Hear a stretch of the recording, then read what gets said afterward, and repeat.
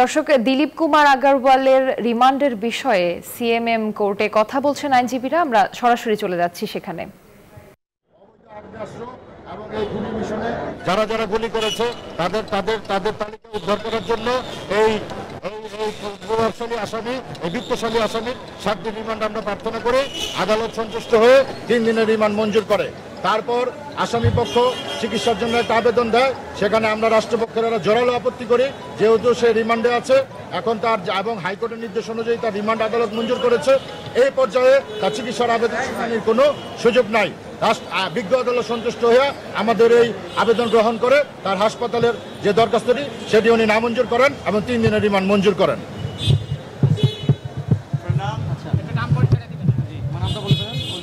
আমার নাম মোহাম্মদ ওয়ালি ইসলাম তুষার। আজকের মামলাটি রাষ্ট্রপক্ষে আমরা শুনানি করেছি। আচ্ছা, আপনারা সকলেই জানেন আজকের এই মামলার আসামি দিলীপ আগারওয়াল, যিনি এই বাড্ডার ঘটনায় ব্র্যাক বিশ্ববিদ্যালয়ের সামনে একেবারে সশরীরে জড়িত, এটি সুস্পষ্ট। সেটি আজকে রিমান্ড ফরওয়ার্ডিং, যেটিতে 7 দিনের রিমান্ড চাওয়া হয়েছে, বিজ্ঞ আদালত সন্তুষ্ট হয়ে এই আসামির বিরুদ্ধে 3 দিনের রিমান্ড মঞ্জুর করেছেন।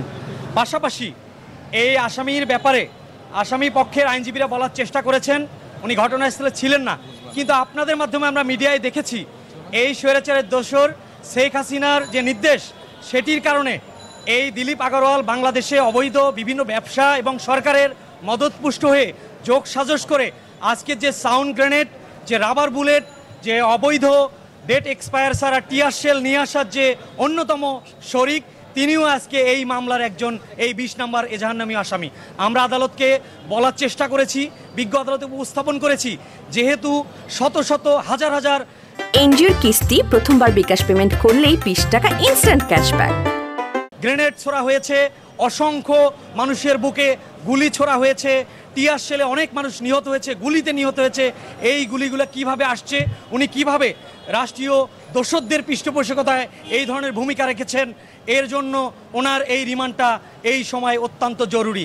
যার জন্যই বিজ্ঞ আদালত, রাষ্ট্রপক্ষে আমরা যারা আইনজীবীরা সহযোগিতা করেছি তাদের বক্তব্য শুনে, প্রসিকিউশনের বক্তব্য শুনে বিজ্ঞ আদালত সন্তুষ্ট হয়ে আজকে 3 দিনের রিমান্ড মঞ্জুর করেছেন। অ্যাডভোকেট এতক্ষণ দিলীপ কুমার আগারওয়ালের রিমান্ডের বিষয়ে কথা বলছিলেন আইনজীবীরা।